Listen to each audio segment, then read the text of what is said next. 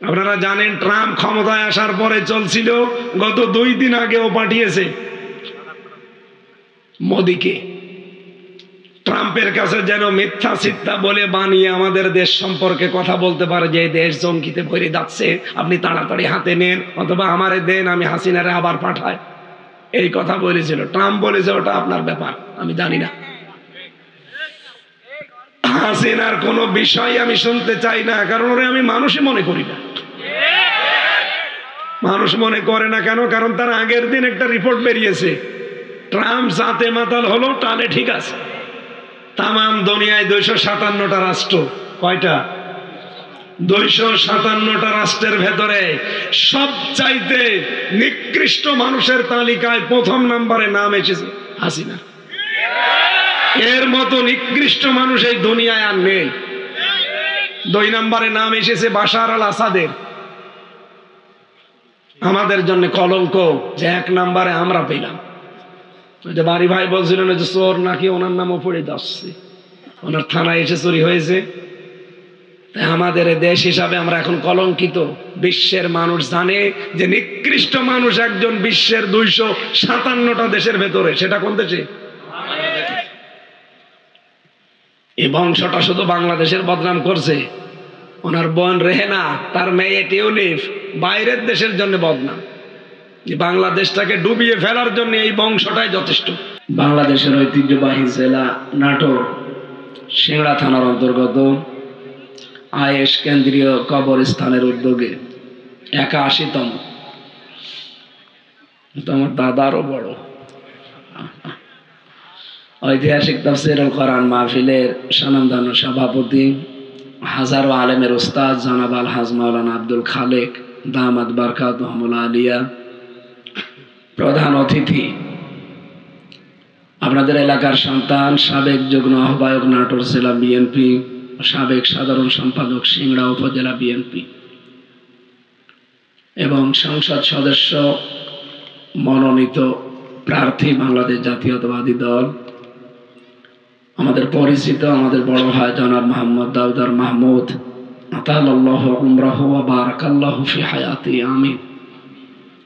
বিশেষ অতিথি বাংলাদেশ জামাতি ইসলামী সিংড়া উপজেলার শ্রদ্ধাভাজন আমির অধ্যাপক আবা মাতা আমানুল্লাহ দামাত বারকাতুহুল আলিয়া, আমার আগে যিনি কথা বলছিলেন আপনাদের এই নাটোরের সন্তান, বিশেষ করে সিংড়া বাংলাদেশ জামাতি ইসলামী মনোনীত সংসদ সদস্য প্রার্থী, বিশিষ্ট শিক্ষাবিদ অধ্যাপক সাইদুর রহমান দামাত বারকাতুহুল আলিয়া, আলোচনা রাখলেন আপনাদের এই পাশের ইউনিয়নের সন্তান, ইসলামিক চিন্তাবিদ, শিক্ষাবিদ মাওলানা আব্দুল বারী রশিদি, পিএইচডি গবেষক, ইসলামী বিশ্ববিদ্যালয় কুষ্টিয়া, মাওলানা হোসেন মাহফুজ আলহাজ মাওলানা আব্দুল সালাম।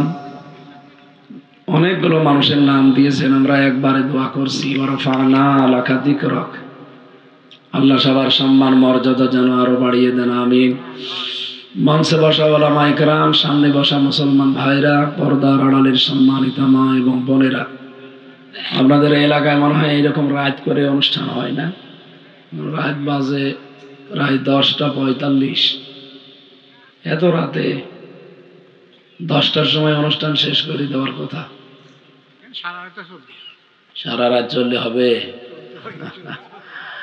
না। এটা ইসলামে যেটা নেই আপনি জোর করে পালন করবেন কেন? কমিয়ে দেওয়া লাগবে, এটা ইসলামে নেই। যত গুরুত্বপূর্ণ কাজ থাক, এশার নামাজের পরে নবীজি নিজে ঘুমিয়ে পড়তেন, কারণ আমাদের এই শরীরের ভেতরে এমন কিছু আল্লাহ দিয়েছেন যেগুলো কন্ট্রোল করার জন্য ঘুম দরকার। আল্লাহ লিবাসা, আল্লাহ রাতকে বানিয়েছেন পোশাক। পোশাকের কাজ কি? ঢেকে রাখা। এই যে অন্ধকারে ঢেকে যায় তামাম দুনিয়া, কেন জানেন? আমাদের এই যে ছোট্ট ছোট্ট পশম দেখতে পান শরীরে, এর ভেতর দিয়ে আলো এবং অন্ধকার দুইটাই প্রবেশ করে। এই জন্য 12 ঘন্টা আলো দিয়েছেন আল্লাহ, 12 ঘন্টা অন্ধকার দিয়েছেন, যেন আমরা অন্ধকারটাও আমাদের শরীরে প্রবেশ করাই। যদি আপনি অন্ধকারে শরীরে প্রবেশ না করান, তাহলে রক্তের ভেতরে 5 প্রকার ক্যান্সার হয়, যে কোনো এক প্রকার বাসা বাঁধবে। শেষে 14 বংশ বিক্রি করে ঔষধের পয়সা হবে না। এই ছেলে, কথা বলেন কোন কারণে?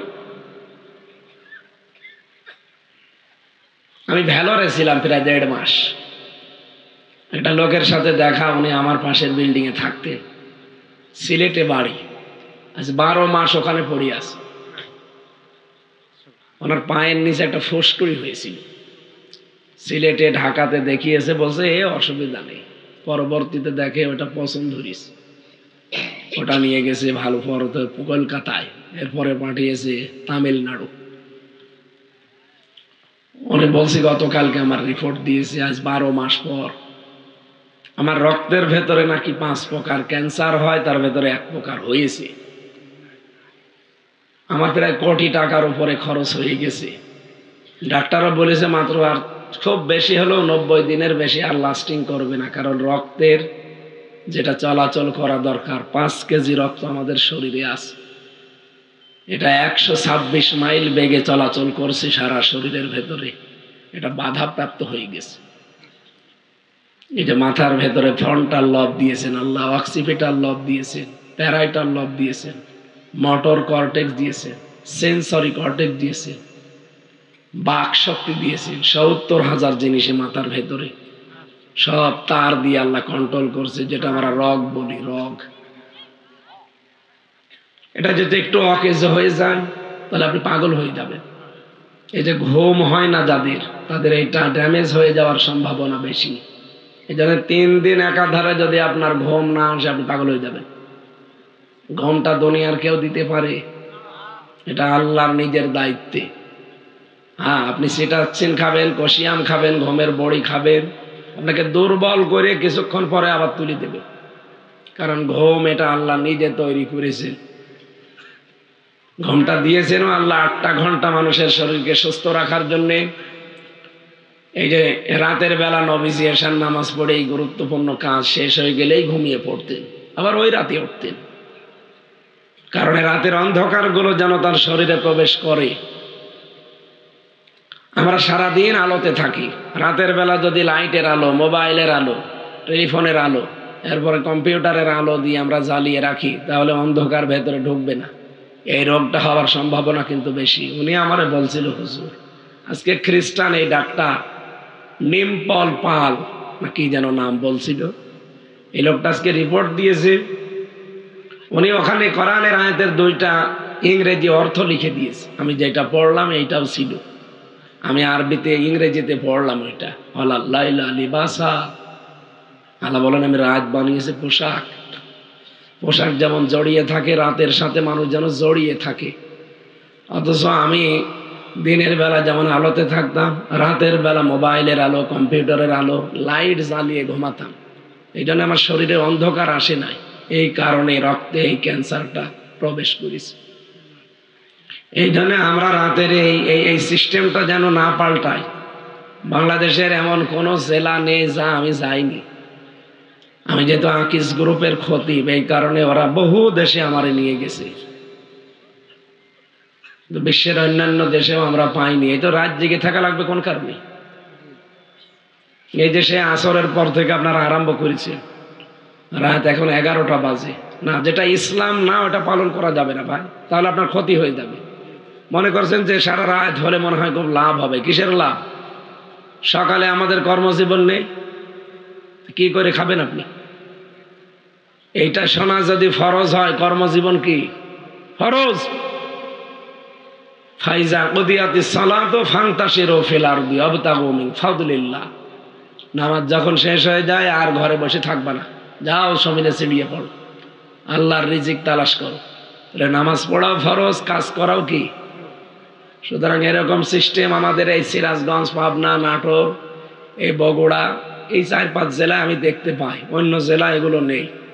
আল্লামা সাইদি সাহেব সারা জীবন কোরআনের কথা বলিস, সর্বোচ্চ রাত 9:30 10টায় শেষ। কেন? তার মাহফিলে মানুষ হতো না? তো কেন আপনি তার নিয়মটা পালন করতে পারেন না? তাফসীরুল কোরআন মাহফিল লিখে দিয়েছেন, এটা তো তার তৈরি করা। আমাদের এই উপমহাদেশে তাফসীর মাহফিল নাম শুনলে আমরা জানি এটা বানিয়েছে আল্লামা সাইদি। সে যেই নিয়মে করেছে আপনি সেই নিয়মে করবেন, এত রাতে তুলবেন কোন কারণে? মানুষের মেধায় কথা ধরার একটা লিমিট আছে। যে বললাম ফ্রন্টাল লব যেটা কাজ করছে, আপনি কম্পিউটার এখানে ভেড়ান, আপনাকে আমি সব দেখাবো।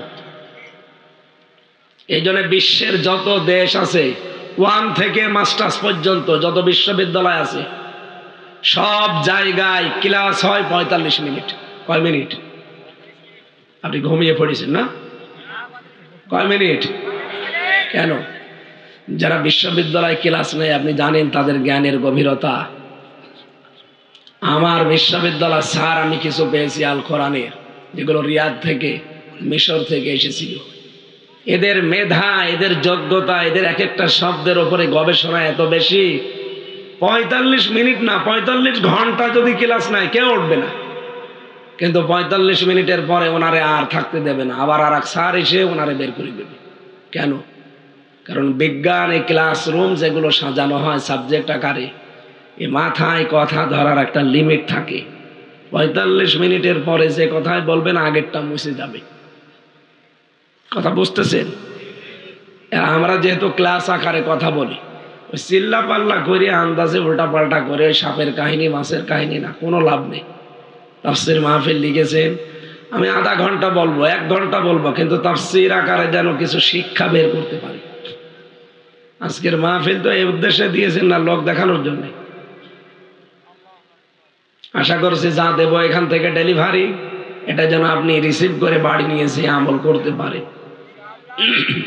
আগামী থেকে অনুষ্ঠান রাত 10টার ভেতরে শেষ করে দেবে। মাগরিব থেকে এশা পর্যন্ত একজন শেষ, এশার পরে একজন তুলে দেবেন, রাত 10টায় মাহফিল শেষ। বাংলাদেশে সবচাইতে বড় তাফসীর মাহফিল হয় চট্টগ্রামে প্যারেড ময়দানে। এবার আমি ছিলাম 4র্থ দিন, তাদের রাত 9:30টায় মাহফিল শেষ। এখানে কয়জন মানুষ হয়েছে? ওখানে 15 লক্ষ মানুষ ছিল। আপনি টের পাচ্ছেন? এখানে তো 1 লক্ষ হবে না, 10,000 মানুষই হবে না। 15 লাখ মানুষ, 3-4 কিলোমিটার জায়গা লাগে। সেখানে যদি রাত 9:30টায় অনুষ্ঠান শেষ করে দিতে পারে, আপনারা তাদের চাইতে বড় অনুষ্ঠান করে ফেলেছেন। আগামী থেকে আশা করছি আমার এই কথাগুলো রাখবেন, এবং এটা রেকর্ড হচ্ছে, সারা বাংলাদেশে যাচ্ছে। আগামী অনুষ্ঠানে যদি কাউকে আমাকে নিয়ে আসেন কোনো জেলায়, আমি সাইদি সাহেবের মতো নিয়ম করে দিয়েছি, রাত 9:30টায় 10টায় মাহফিল যেন শেষ হয়ে যায়। যদি পারেন এই নিয়ম নিয়ে আনবেন, না হলে আমার দাওয়াত দেওয়ার দরকার নেই। খালি বাড়ি ভাইয়ের মুখের দিকে তাকিয়ে আমি এখনো জেগে আছি, আমার এখন ঘুমিয়ে পড়ার কথা। 3টা বছরে জালেমরা এমন কোনো অত্যাচার নেই, টর্চার নেই আমার শরীরে করে নাই।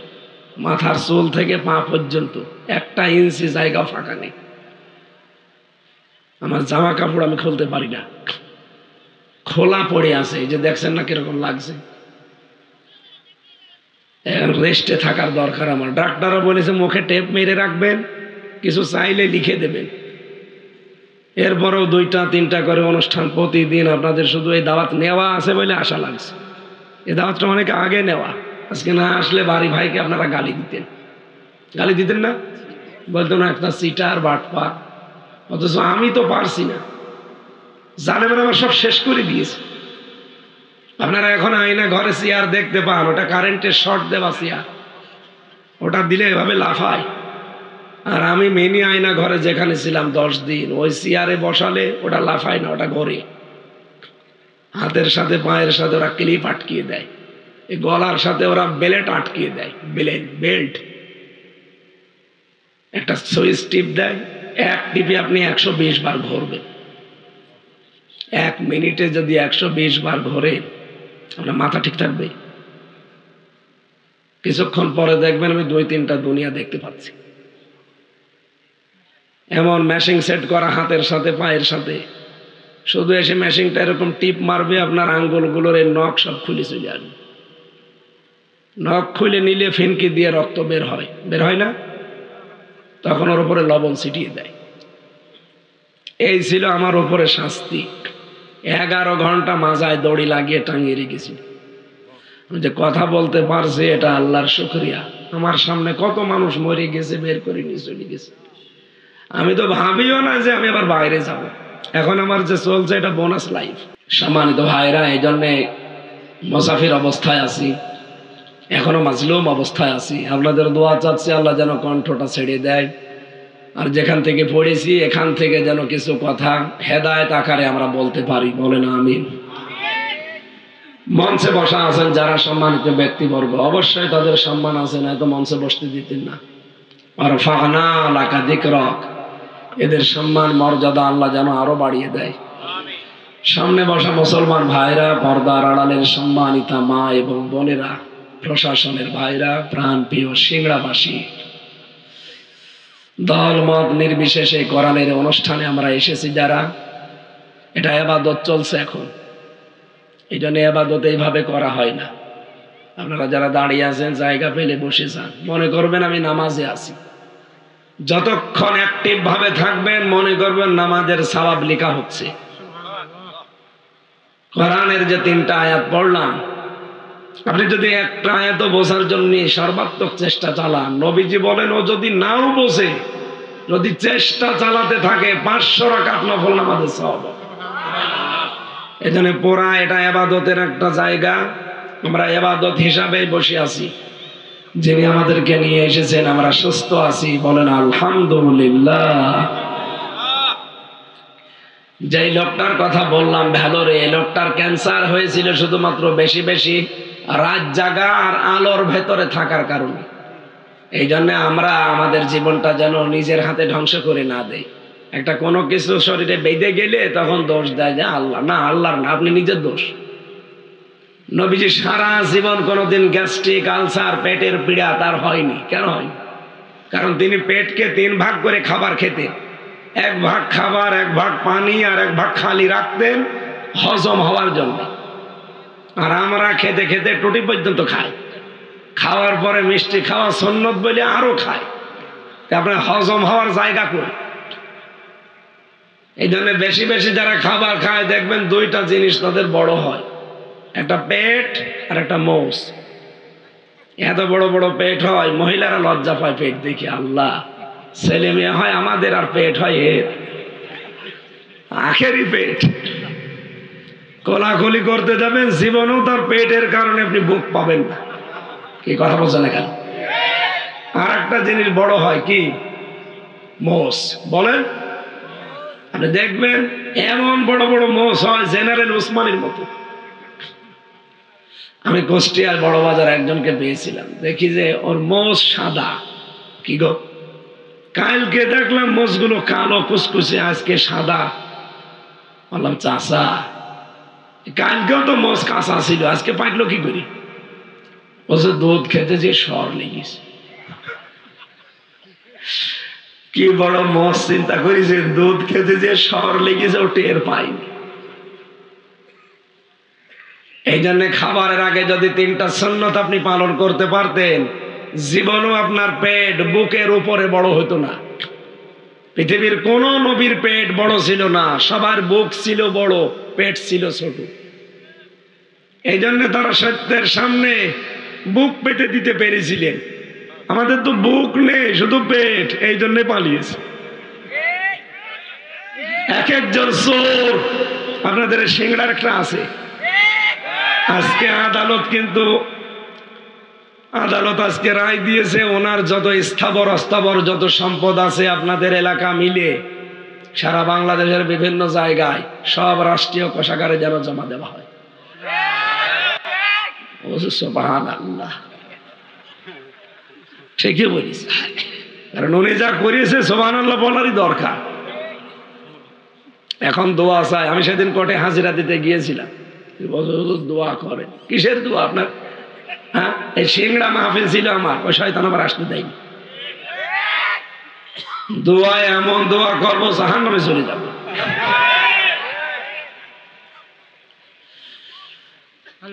এই যে পাবনা পাশের জেলা, নাটোরের পরে পাবনা না, রূপপুর, যে পারমাণবিক কেন্দ্র হয়েছে, এখান থেকে ৭৬,০০০ কোটি টাকা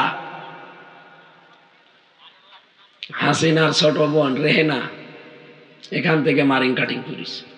আজকে রিপোর্ট বেরিয়েছে।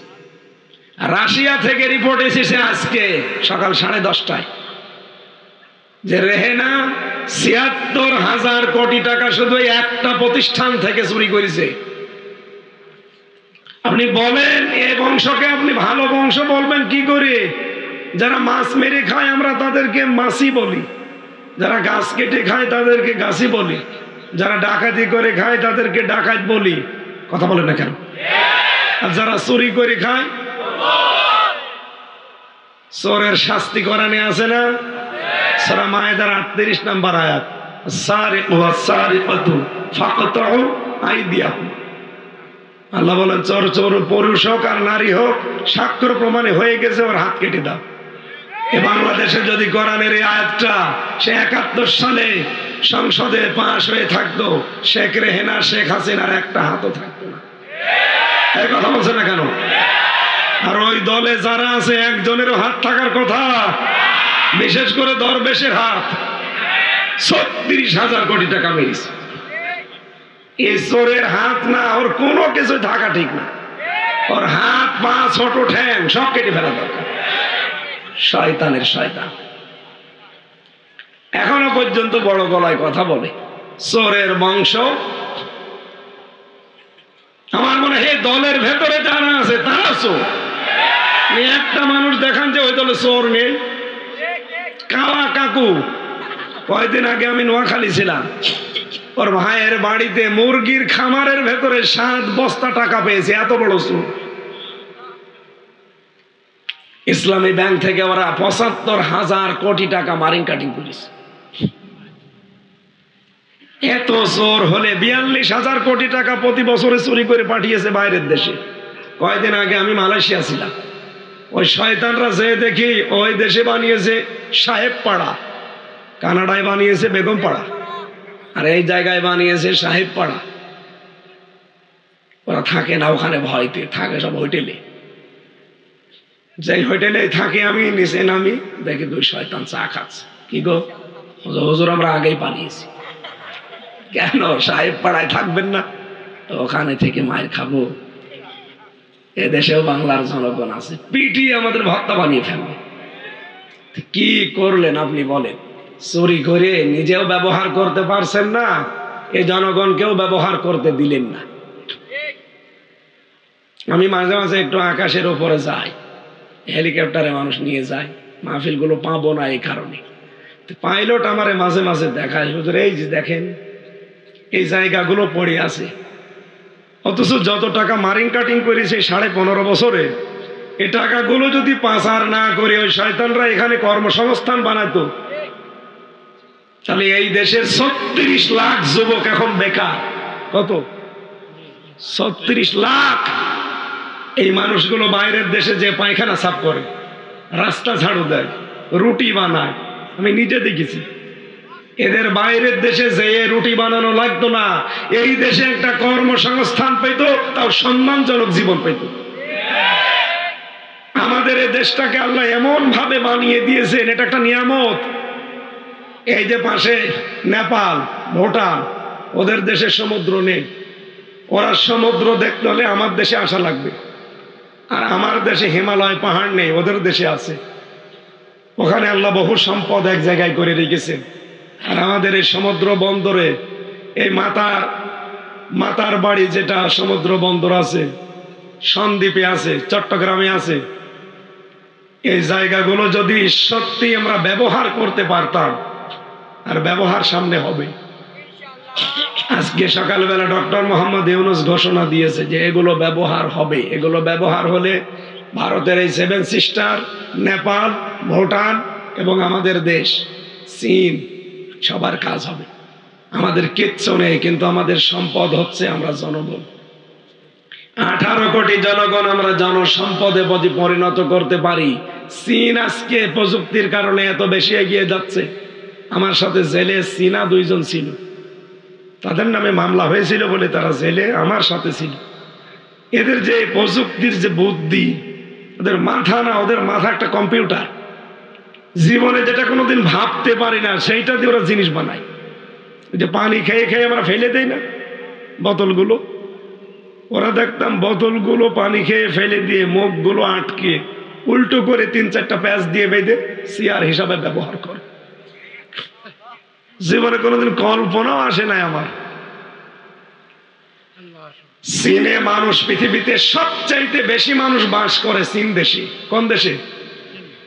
অথচ তারা এখন প্রযুক্তির কারণে এত বেশি উন্নত, বিশ্বের বিভিন্ন দেশ থেকে, এখন কি বাংলাদেশ থেকে তারা এখন জনসংখ্যা নিতে চায়। এত বেশি জনসংখ্যা থাকার পরও যদি আমাদের দেশের মানুষদের দরকার হয়, আমাদের দেশের এই জনসংখ্যাকে আমরা জনসম্পদে পরিণত করতে পারবো না? বলেন। কাররামনা বানি আদম, আমি বনি আদমকে সম্মান দিয়েছি। এই সম্মানিত জাতিকে অসম্মান করার জন্য এই 15.5 বছরে বহু চেষ্টা চালিয়েছি। কি কথা বলেন না কেন? শুধু 18 দল বাদ দিয়ে, 14 দল, এই 14 দল বাদ দিয়ে যারা আমরা এই দেশে আছি সবাই কম বেশি জুলুমের শিকার না? সবাই মাজলুম। কিচ্ছু জানি না আমি, তাই আমার নামে এতগুলো মামলা। আর যারা জানে দাওদারের মতো, ও তো সারা জীবন জেলে থাকার কথা। আমি বিএনপির এক ভাইকে পেয়েছিলাম, তার মামলা হচ্ছে 313টা। মাঝে মাঝে বলতাম যে ভাই আপনি কবে জামিন নেবে, আর কবে বের হবে, আর কবে হাজিরা দেবে? 313টা মামলা একটা মানুষের নামে দেয়। 556টা মামলা পেয়েছিলাম একজনের নামে। মনে হয় লোকটার বাড়ি রংপুরে, যে হাবিবুর নবী খান সোহেল নাকি আছে না, রংপুরে না? রংপুরে। এত মামলা একজন মানুষের নামে আপনারা দিতে পারলেন, কোথায় পৌঁছিয়েছিলেন? পুরা বিচার ব্যবস্থাকে ধ্বংস করে ফেলেছে। আর বলতো আমরা ন্যায় বিচার কায়েম করছি। আরে ভাই, ন্যায় বিচার যে দেশে হয়নি তার প্রমাণ আমি নিজে। আমি একজন ভিকটিম, আমার নামে মামলা দিয়েছে। আমি নাকি আনসারুল্লাহ বাংলা টিমের প্রধান। ও সাথা যে কি আমি জানি। ঘরে শুয়েছিলাম, ধরে নিয়ে এসে থানায় দিল। এখান থেকে এই যে রিমান্ড, এই যে মামলা একটার পর একটা। আমার বাবার কাছে বলে যে টাকা দেন, নাই দে মামলা আরো দেব। তো গ্রাম্য মানুষ ভয়তে টাকা দিয়ে দেয়, এক একবারে 8 লাখ 10 লাখ। আর আমি যে আকিস গ্রুপে ছিলাম, এদের কাছে নিয়েছে 32 লাখ। এত টাকা নিলেও শয়তানরা কথা ঠিক রাখে নাই, পরের দিন আবার মামলা দিয়েছে। আর মামলা দিলেই তো ওদের লাভ, কারণ যে যত বেশি মামলা দিতে পারে তার প্রমোশন নাকি তত বেড়ে যায়। আমার মামলার আয়ু এখন পালিয়ে বেড়াচ্ছে। সেদিন আমারে কল দিয়েছিল, বলছো হুজুর মাফ করে দিয়ে। বলছে মাফ করে দেব, আগে টাকা ফেরত দেব। কি কথা বলেন না কেন? আমি তো মাফ করে দেব, টাকাগুলো ফেরত দেন। সুতরাং এই দেশে যারা জুলুম অত্যাচার নির্যাতন করে করে একেবারে দেশটাকে শেষ করে দিয়েছেন, আর চুরি করে দেশটাকে ফোকলা বানিয়ে ফেলেছেন। এদেশে এত বড় ঋণ এখন। আপনি নাই 14টা ব্রিফকেস নিয়ে পালিয়ে চলে গেলেন, ওর ভেতরে শুধু ছাই ছিল আর মাটি ছিল নাকি? আপনারা জানেন না, আমার দেশ পত্রিকা রিপোর্ট দিয়েছে হাসিনা যাবার সময় 14টা ব্রিফকেস নিয়ে গেছে। কারোর সাথে কোনো কথা বলেনি, শুধু পাইলটকে বলেছে বাক্সগুলো উঠেছে, বলছে হ্যাঁ চলো। কাউকে যে বলে যাবে বলতে পারতো না যে বলক চলে গেলাম, কিছুই বলে নাই। আমার নাম্বারটা জোগাড় করে বলতে পারতো না যে হামজা 3 বছর জেল খাটালাম, মাফ করে দিয়ে চলে গেলাম, কিছুই বলে না। চুরি করে পালিয়ে চলে গেল। যে কে একটু শান্তিতে আছে, এদেশের বিরুদ্ধে এখনো পর্যন্ত ষড়যন্ত্র করে যাচ্ছে। কথা বলেন না কেন? সবচাইতে গুরুত্বপূর্ণ এবং ভয়ঙ্কর ষড়যন্ত্র করেছে 2 দিন আগে। আপনারা জানেন ট্রাম্প ক্ষমতায় আসার পরে চলছিল, গত 2 দিন আগেও পাঠিয়েছে মোদিকে। ট্রাম্পের কাছে যেন মিথ্যা চিত্তা বলে বানিয়ে আমাদের দেশ সম্পর্কে কথা বলতে পারে যে দেশ জঙ্গিতে ভরে যাচ্ছে, আপনি তাড়াতাড়ি হাতে নেন, অথবা আমারে দেন, আমি হাসিনারে আবার পাঠাই। এই কথা বলেছিল ট্রাম্প। বলেছে ওটা আপনার ব্যাপার, আমি জানি না। হাসিনার কোনো বিষয় আমি শুনতে চাই না, কারণ ওরে আমি মানুষই মনে করি না। মানুষ মনে করে না কেন? কারণ তার আগের দিন একটা রিপোর্ট বেরিয়েছে, ট্রাম্প জাতে মাতাল হলো, টালে ঠিক আছে। তামাম দুনিয়ায় 257টা রাষ্ট্র, কয়টা? 257টা রাষ্ট্রের ভেতরে সবচাইতে নিকৃষ্ট মানুষের তালিকায় 1ম নম্বরে নাম এসেছে হাসিনা।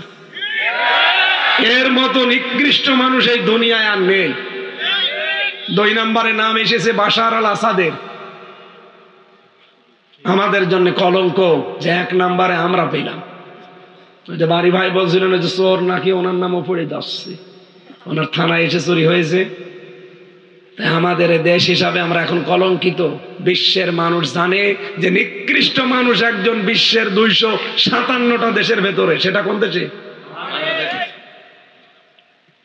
এই বংশটা শুধু বাংলাদেশের বদনাম করছে। ওনার বোন রেহেনা, তার মেয়ে টিউলিপ বাইরের দেশের জন্য বদনাম। বাংলাদেশটাকে ডুবিয়ে ফেলার জন্য এই বংশটাই যথেষ্ট। এই জন্য বাংলার জনগণ দেখেন কি করেছে, গুড়িয়ে দিয়েছে একেবারে। ম্যাডাম খালেদা জিয়াকে আপনি এক কাপড়ে 40 বছর বসবাস করা বাড়ি থেকে বের করে দিয়েছেন। ম্যাডাম ওই দিন যে কান্না কেঁদেছিল, সামাম দুনিয়া ওনার কান্না দেখে কেঁদেছে। এক কথা বলে না কেন? আমি শহীদ জিয়াকে ভালোবাসি, কারণ তার নামের আগে মানুষ এমনি উচ্চারণ করলে কি বলে? শহীদ বলে। এই শব্দটাকে খেলা করার জন্য? এত গুরুত্বপূর্ণ শব্দ আল্লাহ জাত তার নামে দেয় না। কই বঙ্গবন্ধুর নামে তো কেউ বলে না শহীদ বঙ্গবন্ধু, বলে? আমার মনে হয় আরো এই কথা বলে যে বঙ্গবন্ধুরে ওইভাবে মারা ঠিক হয়নি, ওরে কোপানোর দরকার ছিল। আমি এইটা শুনেছি একজনের কাছে যে হুজুর ওইভাবে ওরে মারা ঠিক হয়নি, ওরে টুকরো টুকরো করলে ভালো হইতো। কিন্তু শহীদ জিয়া, জিয়ার নাম শুনলেই মানুষ শহীদ বলে। ওনার নামে আমি মসজিদে নামিরা, আরাফাতের ময়দানের পাশে একটা মসজিদ আছে, সেখানে ওনার নাম ধরে কাবার ইমাম দোয়া করছিল। আমি ওই সময় হজে ছিলাম। বলেছিল শহীদ জিয়াউর রহমান, এর বাংলাটা বলছি, আরবিতে উনি দোয়া এটা করছিল। বাংলা অর্থ এই যে আরাফাতের ময়দানে লক্ষ লক্ষ নিম গাছ লাগিয়েছে এই লোকটা, হাজার হাজার মানুষ তার ছায়া পায়। আল্লাহ তুমি শহীদ জিয়াউর রহমানের মাথার উপরে তোমার আরাফাতের মতো কুদরতের ছায়া দিয়ে ঢেকে রাখো। এটাকে বাংলাদেশের মানুষ শুধু আমিন বলেছে ওই দিন? তামাম দুনিয়ার যত হাসি সব ওই দিন বলেছে আল্লাহুম্মা আমিন। এই জন্য শহীদ জিয়া নাম শুনলেই দোয়া চলে আসে। আপনাদের পাশের জেলায় বাড়ি বগুড়া। আল্লাহ রাব্বুল আলামিন তাকে শাহাদাতের মর্যাদা যেন দান করেন। তার একটা সন্তানও মারা গেছে, আরাফাত। আল্লাহ আরাফাত ভাইকেও কবরে যেন মাফ করে দেন। আর একজন যেহেতু পরবাসী হয়ে পড়ে আছে, জুলুম অত্যাচার নির্যাতনের শিকার হয়ে, আল্লাহ তাকেও যেন দেশে ফিরিয়ে আনার তৌফিক দেন। আমরা দেশটাকে আবার সাজাতে চাই। দেশটা শেষ হয়ে গেছে ভাই। আপনি এক পরিবার যদি এক প্রতিষ্ঠান থেকে ৭৬,০০০ কোটি টাকা চুরি করে, দেশটার কিছু আছে? কিচ্ছু নেই, সব শেষ করে দিয়েছে। এখন এই দেশে কেউ জন্ম নিলে তার মাথার উপরে ১,১০,০০০ টাকা ঋণ। এত বড় বিশাল বোঝা দিয়ে উনি ওখানে স্বামীর বাড়িতে আরামে আছে। আর স্বামী স্ত্রীর সম্পর্ক কিন্তু আমরা মানি না, কারণ দাদা হচ্ছে ফুল হাতা আর আমরা হাফ হাতা। দাদা ফুল হাতা না? এক কথা বলে না কেন? দাদা এখন যদি বিয়ে করতে চায় তাহলে মুসলমানি দেওয়া লাগবে।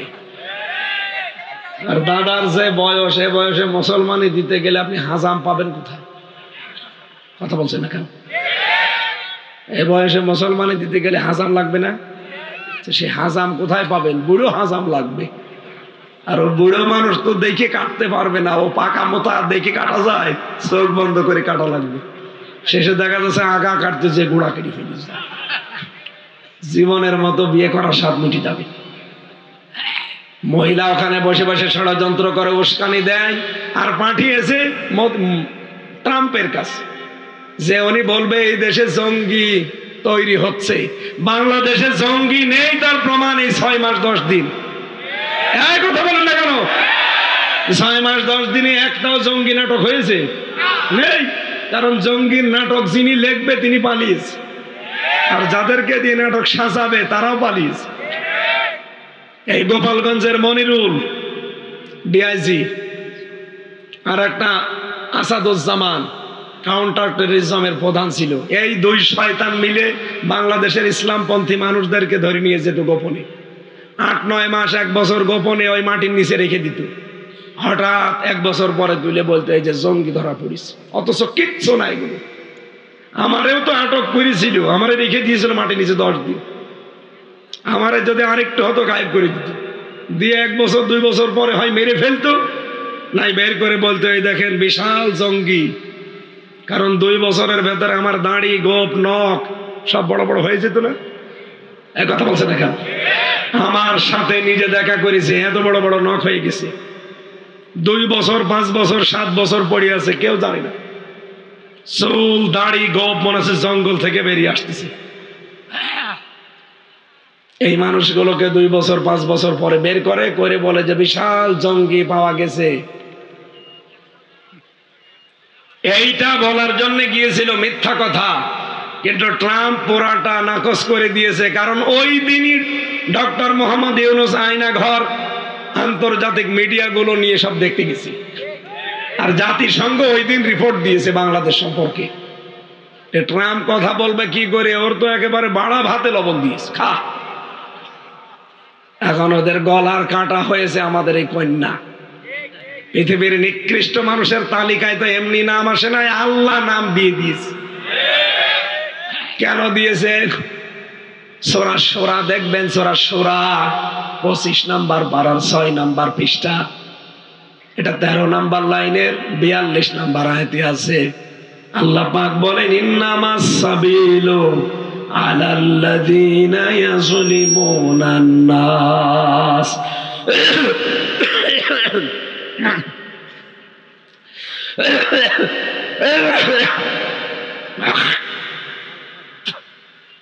চাই হবে না, গলার উপরে এখন রেলগাড়ি যাওয়ার দরকার, তাছাড়া ভালো হবে না। না ওটাই হবে না চাচা, বেকার দিয়ে লাভ নেই। আমি খেয়ে দেখেছি, মাইকটা আমার মন মতো হয়নি। মাইকে আওয়াজ টোকা দিলে বাঁচবে, আর কি সাদা মাইক বাড়ি ভাইয়ের মাহফিল আর নেওয়া যাবে না। আর কিছু ঠিক আছে, কিন্তু মাইকটা আমি এক জায়গায় 3টা মাহফিল করলাম, একটা মাইক ভালো পাইনি। আমার গলাটা আরো নষ্ট হয়ে যাচ্ছে এই কারণে। এই জন্য আপনি আর মাহফিল আমার নেওয়ার দরকার নেই।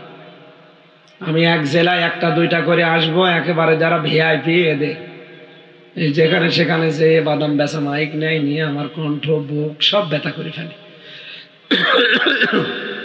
মাহফিলের আয়োজন তো দেখে ভালো লাগছে, কিন্তু মাইক কি নিয়েছেন আপনারা? খেজুরতলা বাজারের মাইক। কেন জেলা শহরে মাইক পাওয়া যায় না? যাদের পাওয়ার আছে রওশনের সাথে মতো মাইক নিয়েছে। সম্মানিত ভাইরা, না আমি হচ্ছে না ভাই, আওয়াজ থাকলে আরো বাড়ান, নাই তো আমি শেষ করে দিচ্ছি। বললাম রিভাব দেন, আছে রিভাব আছে, রিভাব দেন। হ্যাঁ ছেলে, প্রসাব পায়খানার বিড়ি খাওয়া ছাড়া কেউ যেতে পারবেন না। না বিড়ি যদি কেউ খেতে চায়, খেয়ে আবার যেন চলে আসে। চলে আসবেন তো? চলে আসবেন। আমাদের এই রাজশাহী, রংপুর, এরপরে বরিশাল, খুলনা এইসব বিভাগে একটু সমস্যা বিড়ি নিয়ে। চট্টগ্রাম, সিলেটে কিন্তু এত ঝামেলা নেই, ওখানে ইমাম সাহেবও বিড়ি খায়। এই কারণে বললাম যে বিড়ি খাওয়ার নেশা যদি খুব বেশি হয়, খেয়ে আবার চলে আসবে। হাসিনার কথা আমি এই জন্য বলছি, আমি নিজে ভিকটিম তো, কারণ আমার উপরে বাস গাড়ি গেছে, এই জন্য মুখ দিয়ে বের হচ্ছে। এই এখানে আওয়াজ করবেন না। আল্লাহ রাব্বুল আলামিন বলেন, আমি নিজে মামলা দায়ের করব তাদের বিরুদ্ধে যারা মানুষ হয়ে মানুষের উপরে জুলুম করে। তার 15.5 বছরে যারা ছিল তারা যে জালেম, ওয়াজ করা লাগবে। বলে এরা জালেম ছিল, এবং এদের সমর্থক যারা তারাও ছিল জালেম। এই জন্য এরা কিন্তু হামজার মামলার আসামি না, এরা সরাসরি আল্লাহর মামলার আসামি। আল্লাহ রাব্বুল আলামিন এদেরকে মাফ করবেন না, কারণ তিনি নিজেই মামলার বাদী। মামলার বাদী যত বড় হয়, এই মামলার বাদী যত বড় হয়, দেখবেন মামলাটা তত জটিল হয়, কঠিন হয়। আমার মামলার বাদী যদি কোনো সলিমদ্দি কলিমদ্দি হতো, আমি 3 দিনের বেশি জেলে থাকতাম না।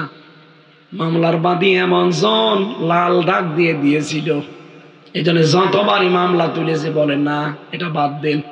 30 বারের উপরে তুলেছিল মামলাটা, দেয়নি। টাকা পয়সা দিয়ে যে হবে তাও তো হবে না, কারণ মামলার বাদী সরাসরি হাসিনা নিজে। আমার আর মাওলানা মামুনুল হক এই দুইজনের মামলার বাদী ছিল উনি নিজে, লাল দাগ দিয়ে দিয়েছিল। আমি কেন বলছি? কারণ নিজে আল্লাহ মামলার বাদী জালেমদের, আর নিজেই বিচারপতি। বলেন জালেমদেরকে কে দাঁড়াবে উকিল হয়ে তার পক্ষে? কে কথা বলেন না কেন? আমাদের পক্ষে কোন উকিল দাঁড়াতে ভয় পেত, কারণ তার লাইসেন্স আবার বাতিল হয়ে যায় কিনা। তাহলে আপনি জালেমের বিরুদ্ধে আল্লাহ নিজে মামলা দেবে, নিজেই বিচারপতি, কে দাঁড়াবে আপনার পক্ষে বলেন আপনি? সুতরাং 15.5 বছরে যারা জুলুম করেছেন, আপনার দুনিয়াও শেষ, আখিরাতও শেষ। আমরা যেন এরকম কপাল নিয়ে আর না তৈরি করি। আমাদের সামনে এমন দেশ গঠন হবে যে দেশে কোনো আয়না ঘর, আরো জোরে বলেন আয়না ঘর। এটা যে কত বড় মানবতা, মানবতার সাথে কৌতুক। আমি 10 দিনেই হাফ পাগল হয়ে গিয়েছিলাম, অথচ ওখানে ব্যারিস্টার আরমান 8 বছর কাটিয়েছে। এদিকে 3.5 হাত, এদিকে 1.5 হাত, সামনে পায়খানা দেওয়া, এতটুকু জায়গা। পায়খানার কোনো দরজা জ্বালানা, কোনো দেওয়াল, কিচ্ছু দেওয়া নেই। আপনি বসবেন, সব দেখা যাবে।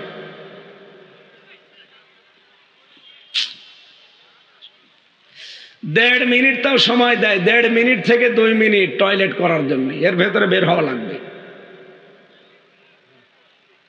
সকালে কয়েকটা পচা ছোলা দিয়ে যায়, আর দুপুরে 1 মুঠ ভাত দিয়ে যায়, মনে হচ্ছে কেউ মাখিয়ে দিয়েছে। আবার পায়ের সাথে শিকল বাঁধা থাকে। আমার সাথে মাওলানা ফখরুল ছিল, উনি আমারে বলছিল যে ভাই আপনার সাথে কি করেছে আমি জানি না, আমার এই পায়ের ভেতরে এভাবে হাত দিয়েছে, এভাবে হাত দিয়ে সামনে যে লোহার ব্যারিকেড দেওয়া খাঁচা, ওই খাঁচার সাথে আটকিয়ে তালা লাগিয়ে দিয়েছে। 1-2 মিনিট, 5 মিনিট, 1 ঘন্টা পরে খুলে দে না, বছরের পর বছর আটকিয়ে রাখে। আমি দেখতাম আমার সাথে ফাঁসির ওই কন্ডেম ছেলে লোকটা ছিল, এমনি এদিক 3.5 হাত, এদিকে 1.5 হাত। বলেন আমার নিজেরই শোয়ার জায়গা নেই, আর উনি হাত পা ছেড়ে দিয়ে দেখতাম এভাবে 60 পা আটবে। আরে ভাই এভাবে থাকেন, আমি থাকবো কোথায়? বলে হামজা এইভাবে থাকা যে কত বড় নিয়ামত। মানুষ যে শুয়ে থাকে, আমি নিজে টের পাচ্ছি যেটা কত বড় আল্লাহর নিয়ামত শুয়ে থাকা। আমি 3 বছর শুতে পারিনি এইভাবে, 3টা বছর 24 ঘন্টা বসে কাটিয়েছি। মানুষ এত নিচে নামতে পারে ক্ষমতার জন্য।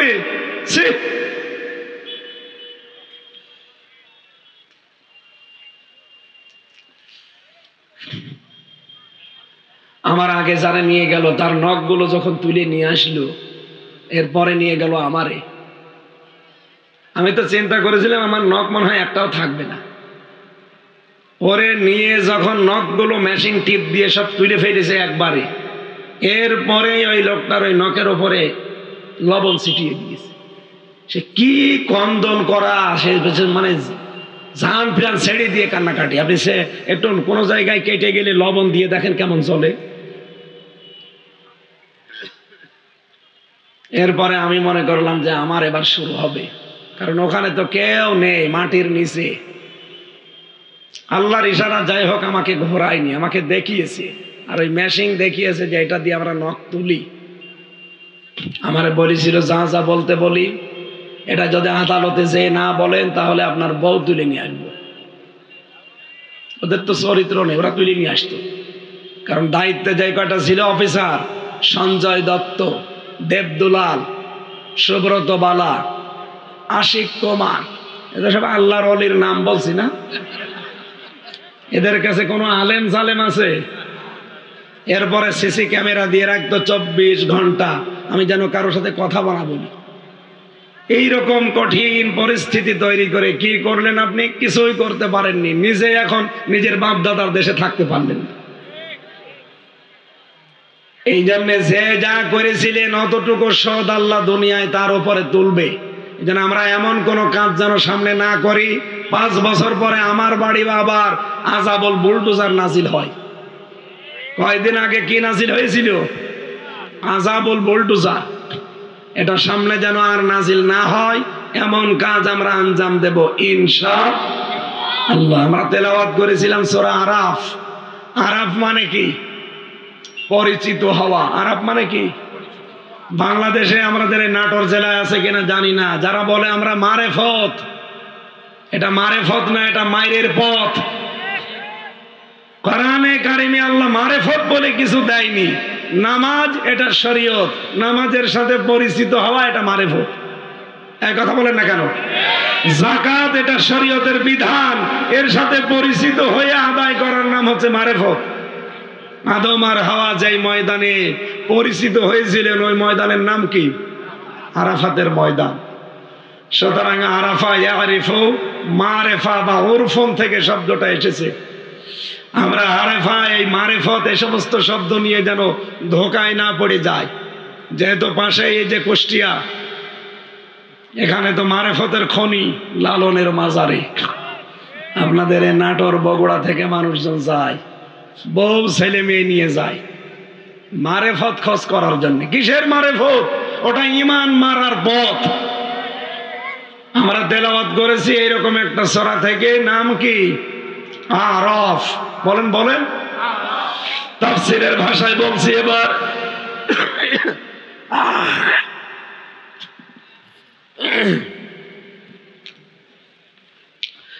কিয়ামতের ময়দানে রব্বুল আলামিন আরাফ নামে একটা প্রাচীর বানাবেন। এর উপরে কিছু মানুষকে আল্লাহ দাঁড় করিয়ে দেবেন। এরা জান্নাতেও যাবে না, জাহান্নামেও যাবে না। সাহাবী প্রশ্ন করলেন, হে নবী, এরা জাহান্নামে যাবে না, এরা জান্নাতেও যাবে না, কতদিন এখানে থাকবে আর কেন জান্নাতে যাবে না? বিশ্বনবী বলেন, এরা জান্নাতে যাবে না এই কারণে এদের সব ঠিক ছিল, কিন্তু মা বাবার সাথে আচরণ ভালো ছিল না। বাংলাদেশে নেই?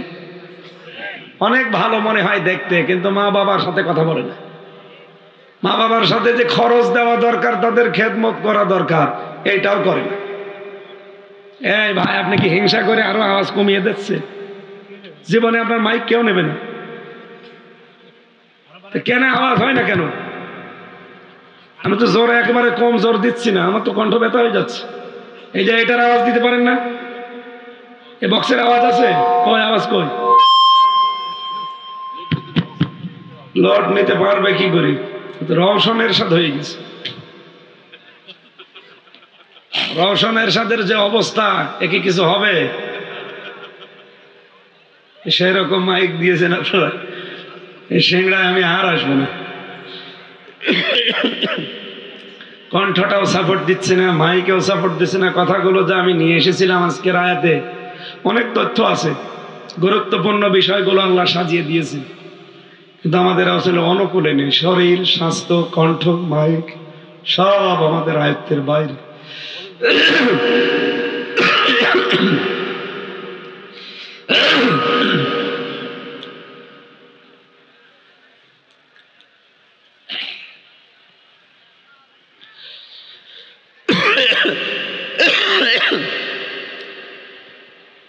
যদি একটা রাখতো, আজকে তিনটা রেখেছি। আসলে ভাইয়ের মনে হয় কোনো বিবেক নেই, যে অবস্থায় একটাই পারা যায় না, আবার আজকে রেখেছে তিনটা। মানে মাহফিলে না আসায় ভালো ছিল। ডাক্তার বলেছিল যে মুখে টেপ মেরে বসে থাকেন 4-5 দিন, আর ওইটা করাই ভালো ছিল, কিন্তু তো সুস্থ হওয়ার পরে আসতে পারতাম। না, হচ্ছে না, এতরে বেঁধে যাচ্ছে।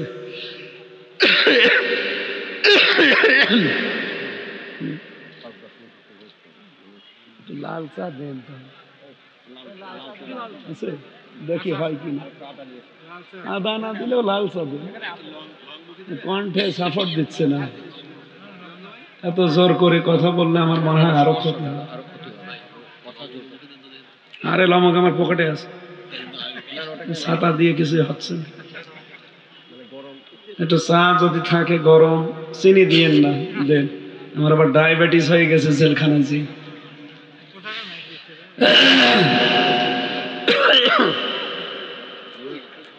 কয়েকদিন আগেও তো মনে হয় কোন জায়গায় যেন আসলাম, সেখানকার মাইকটা তো ভালো ছিল। কোন মাইক ওইটা?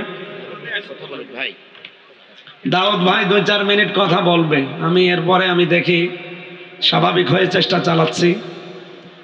না আপনারও এটা ঠিক হয়নি, 3টা মাহফিল নিয়েছেন মানে রাগ করে আমার শরীর পারছে না, দেখছেন না? বিসমিল্লাহির রহমানির রহিম। সম্মানিত উপস্থিতি, আমার সামনে মুসল্লিগণ, আসলে যে বক্তার বক্তব্য আপনারা শুনছেন তার সামনে আমার বক্তব্য একদম নগণ্য। যদি আমি বক্তব্য দিতে চেয়েছিলাম অনেক আগে, কিন্তু সময় আমি আসতে দেরি করার কারণে হয় নাই। তো এইটুকু সুযোগ হয়তো আল্লাহ ব্যবস্থা করে দিয়েছে আপনাদের দোয়ায়। আমরা আজকে এই মাহফিলে অনেক কিছুই বাস্তবতা দিয়ে, বাস্তবতার আলোকেই আমরা কিন্তু আজকে এই মাহফিলে অনেক শিক্ষা গ্রহণ করলাম যে এই সরকার, বিগত সরকার কি জুলুম নির্যাতন এই ক্ষমতায় টিকে থাকার জন্য করেছে। আমরা হুজুরের মুখে এটা শুনেছি। আসলে তাদের এতটাই মানে বিবেকহীন যে একটা মানে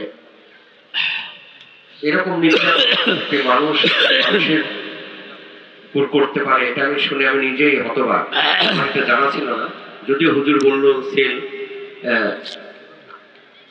এটা হুজুর ছিল হচ্ছে যে আয়না ঘরের ছেলে। আমরা ছেলে ছিলাম 14 দিন আমি না ছেলে ফাঁসির ছেলে ছিলাম জেল কাটা অবস্থায়। তো সেখানেই যে কষ্ট, আর হুজুর যে কথা বললো, তো আল্লাহ আমাদেরকে মাফ করুক, সবাইকে ঈমান আমলে থাকার তৌফিক দিন। আপনাদের কাছে দোয়া চাই, আমিও দোয়া করি আল্লাহ যেন আমাদেরকে নেক হায়াত দান করে, আমরা যেন ইমানের সহিত বাকি জীবন কাটাতে পারি। সবাইকে ধন্যবাদ। আসসালামু আলাইকুম। দেন এটা লাইন দেন বা সুবহানাল্লাহ আলহামদুলিল্লাহ লা ইলাহা ইল্লাল্লাহ সুবহানাল্লাহ। আসলাই আমারে বসিয়ে চল যাচ্ছে না, বসেন, আরে ধরেন ধরেন, বসেন। যাক, বসা পায়খানার জন্য গেলে যা, ও তো আর বেড়ি খাবে না। যাক, লা ইলাহা ইল্লাল্লাহ মুহাম্মাদুর রাসূলুল্লাহ। আমার ভাইরা, এই যে আরাফ নামক স্থানে আমার আল্লাহ যাদেরকে রেখে দিয়েছেন জান্নাতে দিচ্ছেন না, আপনি নিজের সাথে মিলান তো, আপনি আবার আরাফে যে বসবেন না তো। মা বাবার সাথে যাদের সম্পর্ক ভালো নেই, সামর্থ্য থাকার পরও যারা তাদের খোঁজ খবর নেন না, খরচ দেন না, তাদের খেদমত করা হয় না। আপনি নামাজ পড়তে পারেন, রোজা রাখতে পারেন, ইবাদত বন্দেগী অন্যগুলো করতে পারেন, আপনি কিন্তু জান্নাত পাবেন না। নবীজি বলেন এদেরকে আল্লাহ জাহান্নামেও দিচ্ছে না। সাহাবী বলেন, হে নবী, এদেরকে আল্লাহ জাহান্নামে দেবে না কোন কারণে? কি গো,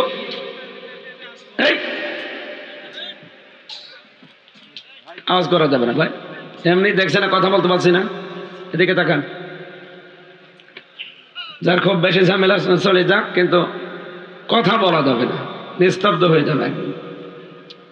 যতটুকুই বলছি শুনি যান। এই লোকটা জাহান্নামে যাচ্ছে না, জান্নাতেও যাচ্ছে না। জাহান্নামে যায় না কেন? কারণ এই লোকটা সারা জীবন আর যাই করুক ইসলাম কায়েমের জন্য আন্দোলন করেছে। এই জন্য দিন কায়েমের আন্দোলনে যারা থাকবে, আল্লাহ যাই করুক তাদেরকে জাহান্নামে দেবে না। এই কথা বোঝেন আমার?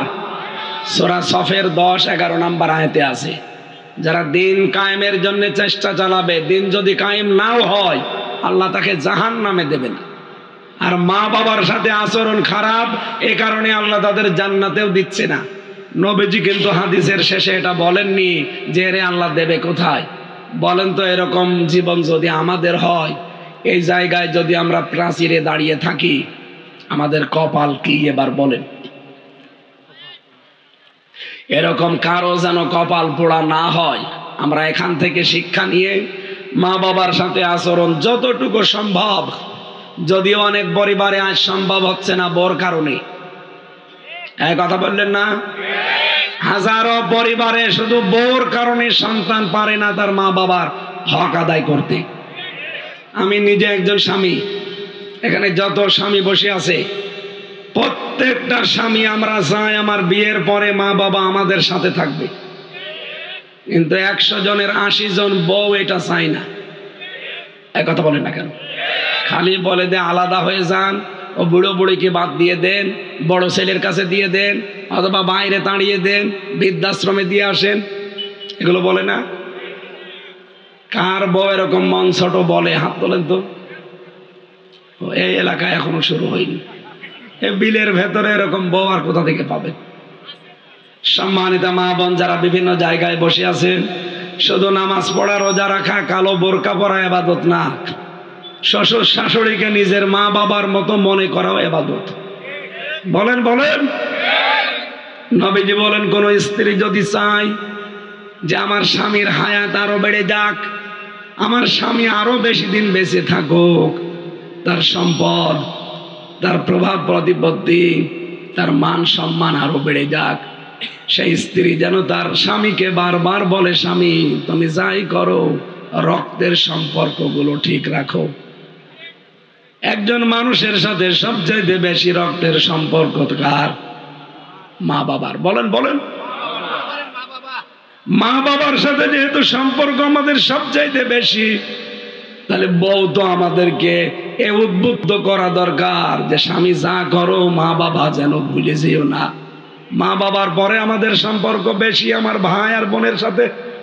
কথা বলেন না কেন?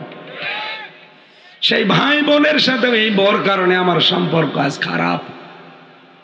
এক মায়ের পেটে জন্ম নিয়ে আমার বোনের সাথে আমি আজ 3 বছর কথা বলি না। কার কারণে? বউর কারণে। এই কথা বললেন না কেন? এরকম পরিবার দেশে নেই। এই জন্য নামাজ দিয়ে রোজা রেখেও আপনি জান্নাত যেতে পারবেন না যদি রক্তের সম্পর্ক ঠিক আপনার না থাকে। অনেকে মনে করে এইটা আর কি, এ দুনিয়ার বিষয়। কে বলেছে আপনাকে? এগুলো সব ইবাদত। আর এই কারণে আপনি জান্নাতেও যেতে পারছেন না, যেহেতু ইসলামী আন্দোলন করতেন, দিন কায়েমের জন্য আপনার চেষ্টা, এই জন্য আল্লাহ জাহান্নামও দেবে না। তো যদি এখানে দাঁড়িয়ে থাকেন কি হবে? আপনার জান্নাতও নেই জাহান্নামও নেই। থাকেন এই প্রাচীরে দাঁড়িয়ে। এই আরাফ থেকে আমরা তেলাওয়াত করেছি আলিফ লাম মিম সাদ, এটা হরফে মুকাত্তাত।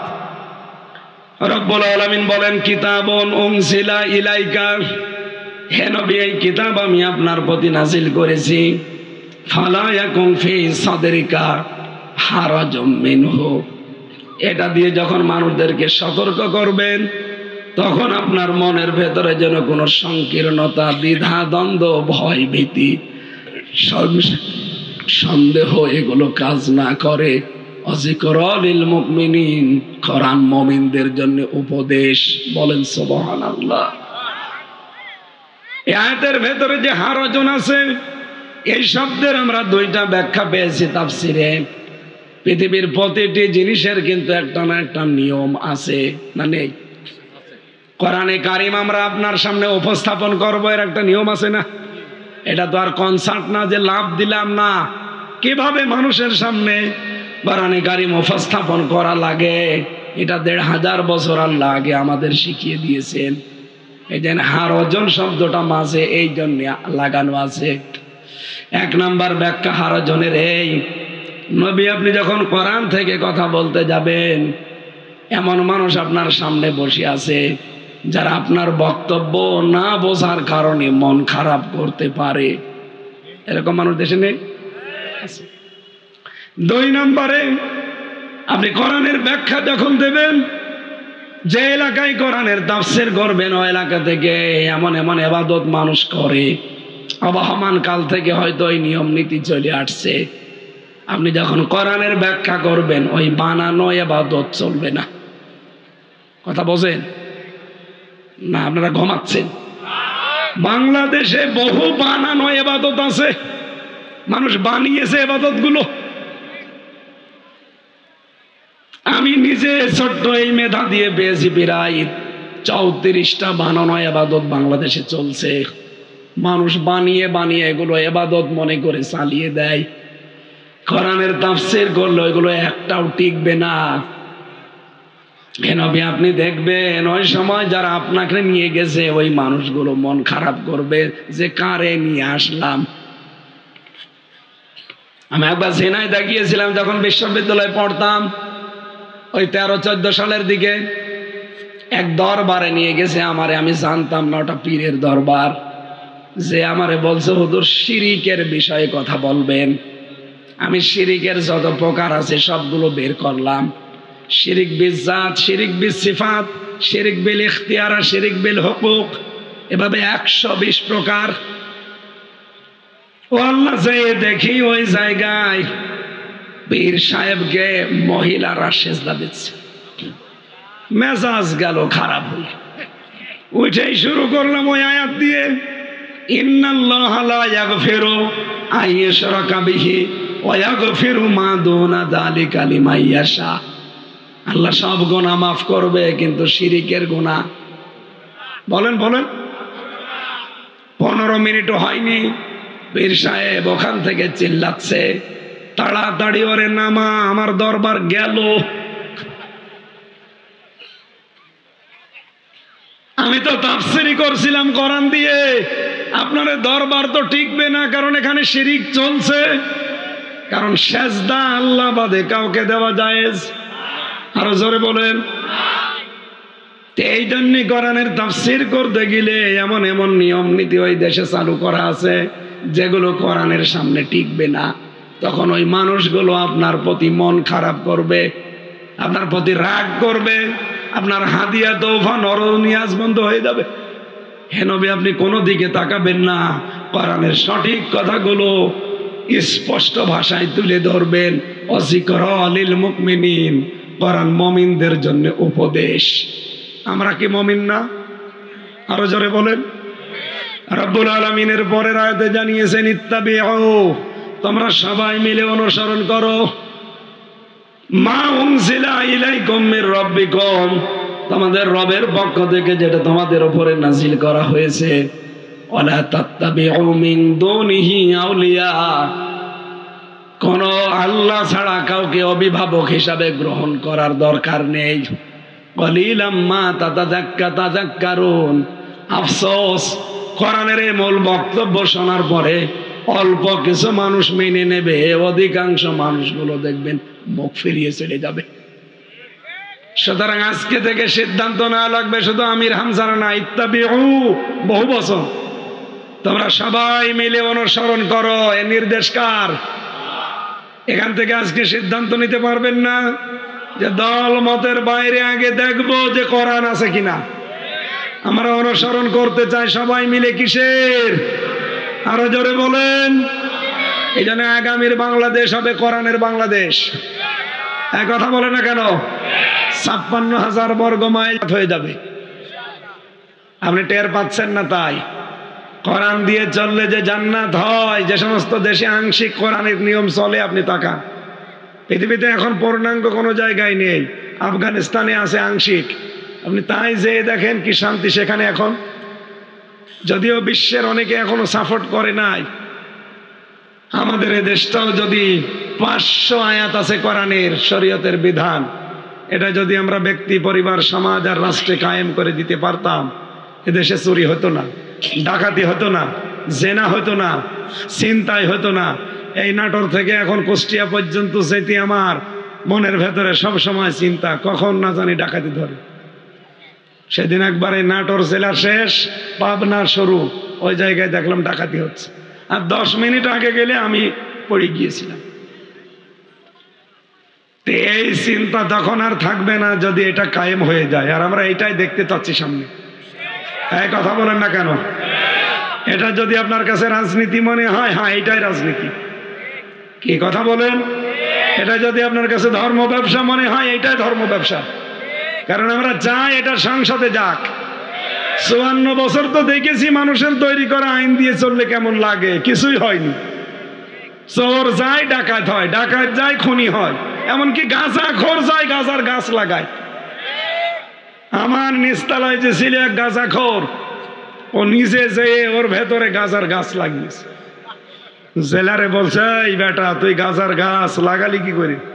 বলছে, স্যার আমি ওই যে মামলার হাজিরা দিতে গিয়েছিলাম, আমার তো বন্ধু বান্ধব আছে বাইরে, ওরা গাঁজার বীজ দিয়েছিল, ওইটা আমি মুখের ভেতরে টোপলা করে নিয়ে এসেছিলাম, ম্যাশিংয়ে ধরা পড়েনি। এসে এই যে গাছের টোপলা লাগিয়েছি, গাঁজা গাছ আজ 2 মাসে দেখেন কত বড় হয়েছে। জেলার তো হিন্দু, তো বলছে শয়তান তুই গাঁজা খাওয়ার কারণে পুলিশে ধরে তোরে জেলে দিল, আমি তোরে রাখলাম জেলের এই সেলের ভেতরে, তুই এখানেও গাঁজার গাছ লাগিয়েছিস, তোরে তো এখন স্বর্গে দেওয়া লাগবে। ও তো আর জান্নাত বিশ্বাস করে না, বলছে স্বর্গে দেওয়া লাগবে।